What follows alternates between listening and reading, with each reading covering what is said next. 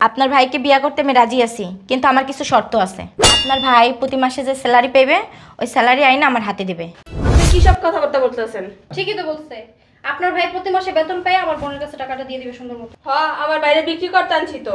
আমি আপনাদের বাড়িতে যাই কোনো কাজ করতে পারবো না। বলতেছেন এসব কথাবার্তা? ঠিকই তো বলছে। আমার বোনকে বিয়ে দিয়ে আপনাদের বাসার বউ পাঠাবো, কাজের মেয়ে না। আমি শ্বশুর শাশুড়ির সাথে একসাথে থাকতে পারবো না। আমার জামা কাপড় আপনার ভাই ধুয়ে দিবে। আমি কিন্তু পর্দা করতে পারবো না, বুঝতে পারছেন? আমি খোলামেলা চলতে পছন্দ করি। কবুল ক। কি আমার টাকা রিসুস কেন ক কবুল? আবার কই যাইব? ওঠ।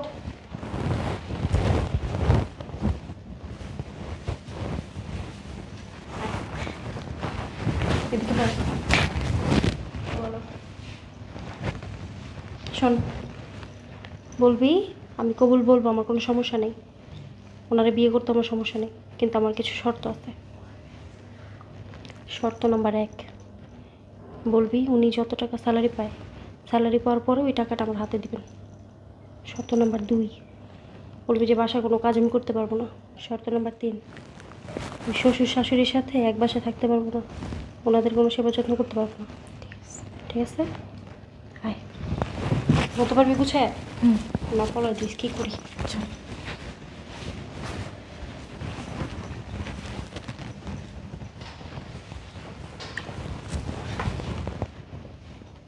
আবু, ছেলের গার্ডিয়ান কই? গার্ডিয়ান ডাকো।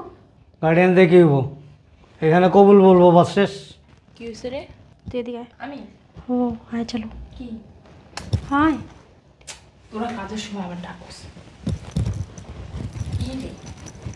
খালি কবুল বলে দিলে হইব? আমাদের শর্ত আছে না কিছু? কিসের সত্য? বলে কিসের শর্ত? মিমরে বলছি কবুল বলার আগে শর্ত বইলা নিবি। বইলা দিচ্ছি ওরে, জামাই যত টাকা বেতন পাইবো, বেতন পাওয়ার সাথে সাথে যেন টাকা ওর হাতে দিয়ে দেয়, আর ঘরের কোনো কাজ করতে পারবো না। জীবনেও জামাই এই শর্ত মাইনা নিত না। আর বেশি কথা বসতি, তোরা বলছে মানবো না। আর বলে দিছি শ্বশুর শাশুড়ির সাথে একসাথে থাকতে পারবো না, আলাদা রুম নিয়ে থাকতে। আমি বুঝলাম না, মেহমান সব বসে অপেক্ষা করতেছে, তোরা কি পুজোর পুজো শুরু করছস? কিছু না আব্বু, আসতেছি। যা। তোকে তো শর্ত জীবনও মাইনা নিত না। আবু, ছেলে গার্ডিয়ান দেখো। গার্ডিয়ান ছেলে আমার বোন কবুল বলবে না। কবুল বলছে? শোনেন মিয়া ভাই, আপনার ভাইকে বিয়ে করতে আমি রাজি আছি, কিন্তু আমার কিছু শর্ত আছে। বলেন। 1 নাম্বার শর্ত, আপনার ভাই প্রতি মাসে যে স্যালারি পাইবে ওই স্যালারি আইনা আমার হাতে দিবে। আপনি কি সব কথাবার্তা বলতেছেন? ঠিকই তো বলছে। আপনার ভাই প্রতি মাসে বেতন পায় আমার বোনের কাছে টাকাটা দিয়ে দিবে সুন্দর মতো। হ্যাঁ, আমার বাইরে বিক্রি করতে আনছি তো। আমার বোন যেটা বলছে সত্যি কথাই তো বলছে। শুনেন, 2 নাম্বার শর্ত, আমি আপনাদের বাড়িতে যাই কোনো কাজ করতে পারবো না। কি বলতেছেন এসব কথাবার্তা? ঠিকই তো বলছে।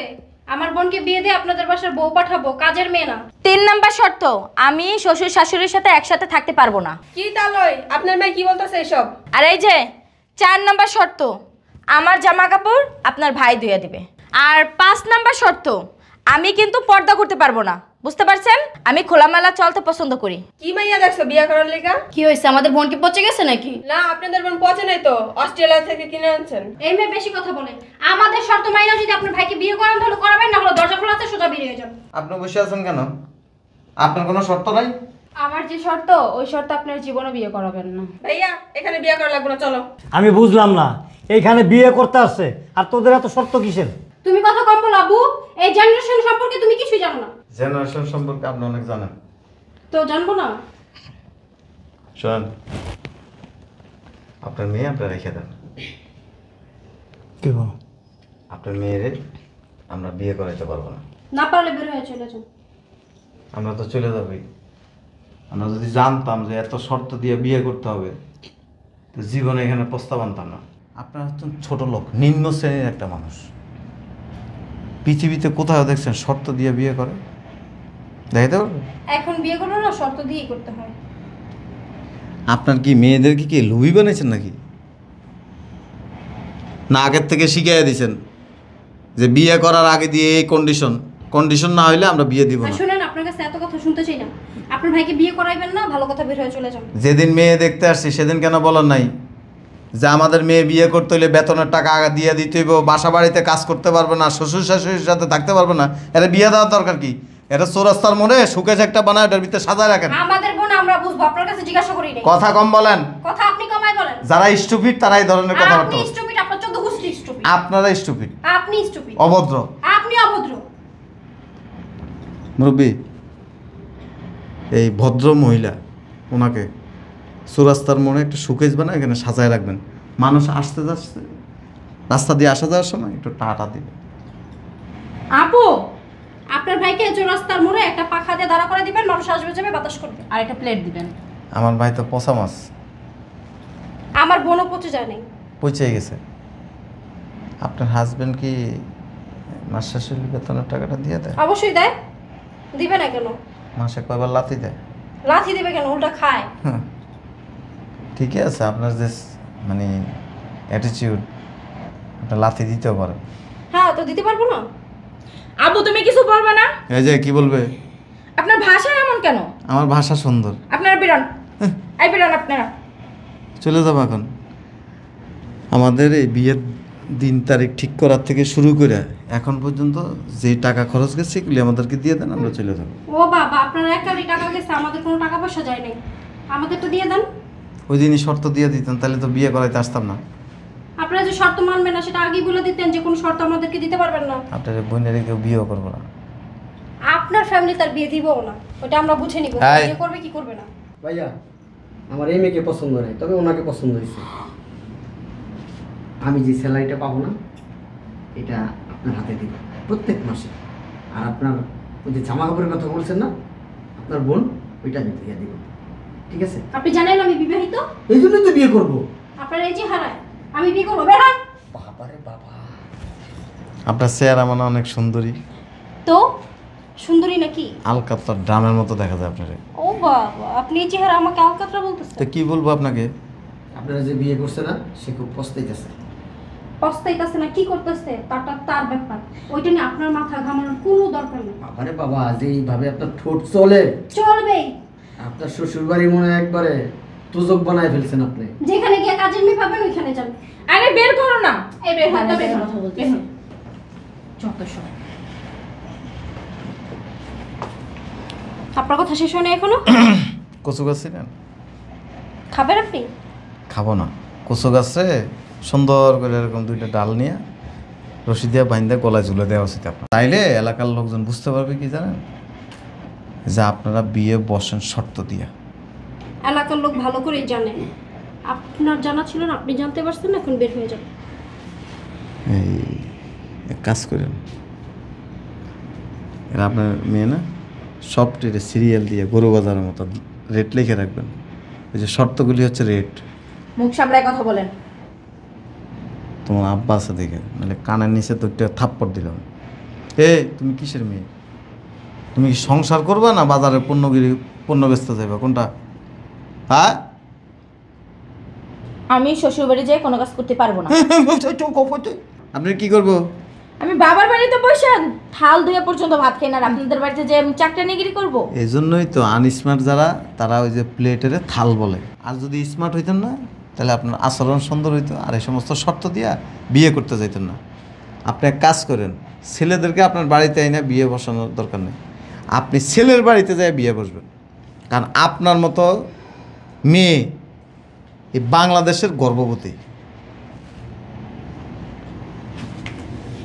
সত্যি আপনার মেয়ে না অন্য জায়গা থেকে নিয়ে আসছেন? পালকটা লোক আনছেনি আপনারে? আপনারা বেরোন, আপনাদের কাছে জিজ্ঞাসা করবে না, বেরোন। এই গলার এগুলি খুলে দিয়ে দেন। ফকির, দুই টাকার জিনিসই না আবার খুইলা দিয়ে দেন, এমন ভাব।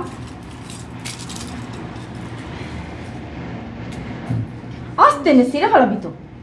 আপনাদের ছিলে ছিল দাঁড়িয়ে ফকির মতো ব্যবহারটা কইরা গেলেন, বুঝাই দিয়ে গেলেন যে আপনারা সত্যি ফকির, ছোট লোক। কারা ফকির এটা দেখাই যায়। হ্যাঁ, ব্যবহার না বংশের পরিচয়। ওটা রেখে দিয়েছেন কেন? খোলেন। এটা ধরে ধরে পানি খাবো তো তাই। হ্যাঁ, ওইরকমই তো মনে হইতেছে। ধরেন। এবার বের হন। কলম আছে? আপনাদের বাসায় কলম আছে? প্লিজ একটু দিবেন। আচ্ছা ভাই, চলো না, এখানে আর কি।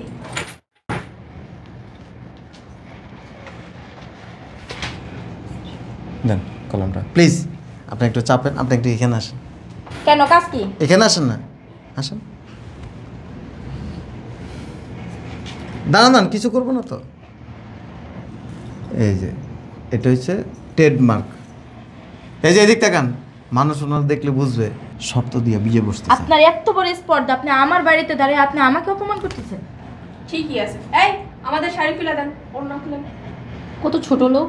আমরা ছোট লোক, আপনারা বড় লোক, এটা দেখতে পাচ্ছি। হ্যাঁ ওই দিয়া দিব, এত প্যারা খান না। এই শাড়ি রেখে আমরা ধুয়ে পানি খাবো না। 1,24,000 টাকা নিছে শাড়ি। এই শাড়ি জি। আমাদের বাসায় কাজের বুয়াও পরে না, বুঝলেন না? আপনি কথা কথায় হাত তুলেন কেন? বাবা তুমি কিছু বলবে না? ঠিকই তো আছে। আপনার যা ব্যবহার না, আমাদের বাসার কাজের লোক ওই ব্যবহার করে না।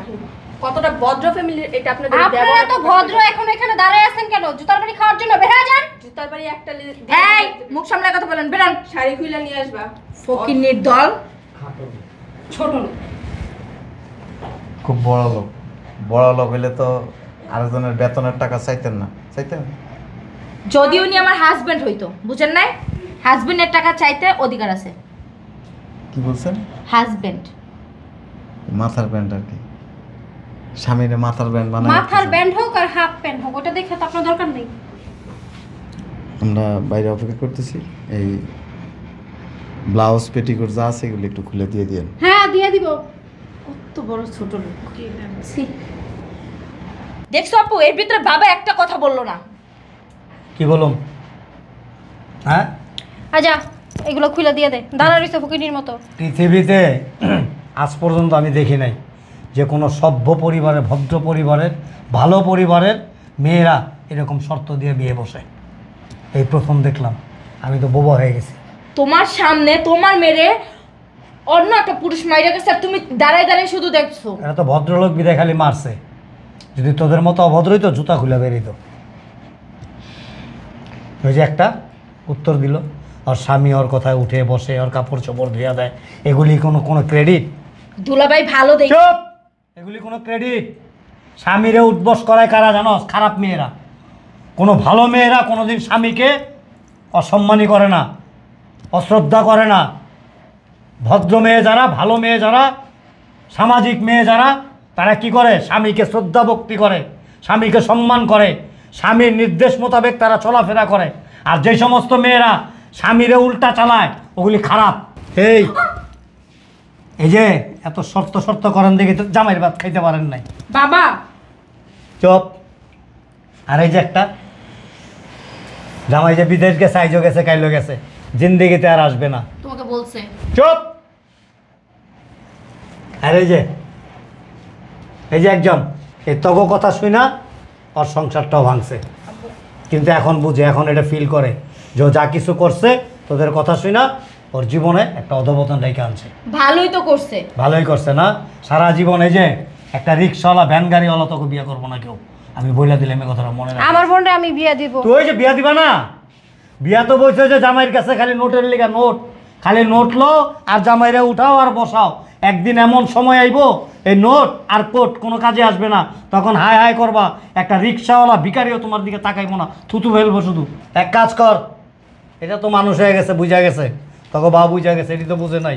এই 3 অর্ডার লিয়া তার বাসায় যা, যা, যাস না কে, যা যা।